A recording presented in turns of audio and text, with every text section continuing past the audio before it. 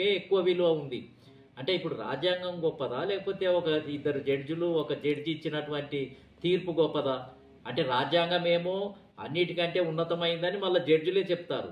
కానీ తీర్పులు వచ్చేటప్పటికి ఇది శిలాశాసనం అయింది. 50% దాటొద్దు అనేది శిలాశాసనం అయ్యి ఇప్పుడు అన్ని హైకోర్టులన్నీ, సుప్రీంకోర్టులన్నీ దాన్నే పట్టుకొని కూర్చున్నాయి. ఇక ఆర్టికల్ 15 క్లాజ్ 4 అనేది ఉంది అన్న సంగతినే మర్చిపోయాయి. అంటే వాళ్ళకు అనుకూలమైన దాన్ని తీసుకొని ఇక మిగతా వాటిని ఎంత పవర్ఫుల్గా ఆర్టికల్స్ ఉన్నా వాటిని పట్టించుకోవటం లేదు. ఇదే అసలు ఇది రాజ్యాంగం గొప్పదా? లేకపోతే తీర్పులు గొప్పయా? అసలు 50% అని ఎక్కడ రాజ్యాంగంలో లేదు.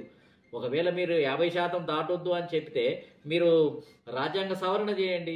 50% దాటొద్దు అని రాజ్యాంగ సవరణ చేపియండి. ఎంపీల ద్వారా పార్లమెంటు, రాజ్యసభలలో చేపియండి. అట్లా చేయకుండా ఒక సుప్రీంకోర్టు జడ్జిమెంట్ తోటి పార్లమెంటును మొత్తం నోరు మూపించి మొత్తం రాజ్యాంగాన్ని నోరు మూపించేస్తే ఎవరు దీనికి అసలు ఎవరు గొప్ప? ఇప్పుడు రాజ్యాంగం కంటే తీర్పులు గొప్పయా? అంటే ఒక సుప్రీం ధర్మాసనం ఇచ్చేది, హైకోర్టు ధర్మాసనం ఇచ్చేది. అయితే ఇక రాజ్యాంగం ఎందుకు మరి? ఇక అన్ని జడ్జిలే తీర్పులు ఇచ్చుకుంటూ పోతే ఇక వాళ్ళే పరిపాలన చేస్తే సరిపోతుంది. ఇంకా చట్టసభలు ఎందుకు, ప్రధానమంత్రి ఎందుకు, ముఖ్యమంత్రి ఎందుకు, ఇవన్నీ పక్కన పెట్టేసేయండి. ఎన్నికల ఖర్చు ఎందుకు, ఇవన్నీ ఎందుకు?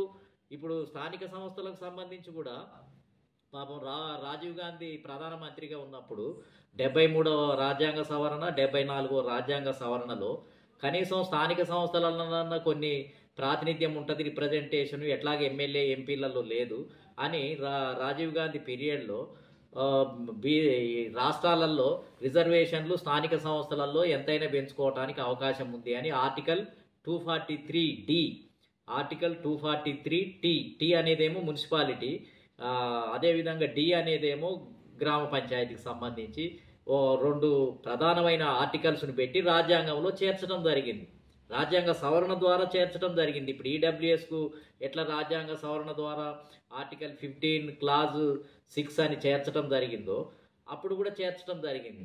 ఆ విధంగా చేర్చిన తర్వాత కూడా రాష్ట్రాలకు అధికారం ఉన్నప్పటికీ కూడా ఇప్పుడు హైకోర్టులు, సుప్రీంకోర్టులు అన్నీ కూడా ఈ ఒకసారి సుప్రీంకోర్టు జడ్జి ఇచ్చినటువంటి తీర్పును తీసుకొని వచ్చి ఈ స్థానిక సంస్థలలో ఇచ్చిన దానిని కూడా వర్తింపజేసి దాన్ని కూడా 50% దాటొద్దు అని చెప్తున్నారు. ఒక జడ్జిమెంట్ ఏంటిది అని అంటే భారతదేశంలో ఇచ్చిన జడ్జిమెంట్ ద్వారా మొత్తం ఇక ఆ రాజ్యాంగంలో బీసీలకు ఉన్న ఆర్టికల్స్ అన్నీ పనిచేయకుండా ఆపేస్తున్నారు. ప్రతిదానికి స్థానిక సంస్థలలో దాటొద్దు, విద్యా ఉద్యోగ రంగాలలో దాటొద్దు, ఇంకా అన్నిట్లలో దాటకుండా పోతే మరి వీళ్ళు ఎడిపోతారు మరిగా.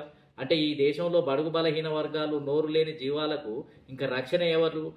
కాబట్టి ఇటు రాజకీయ పార్టీలు టికెట్లు ఇవ్వటం లేదు, ఎమ్మెల్యే టికెట్లు ఇవ్వటం లేదు.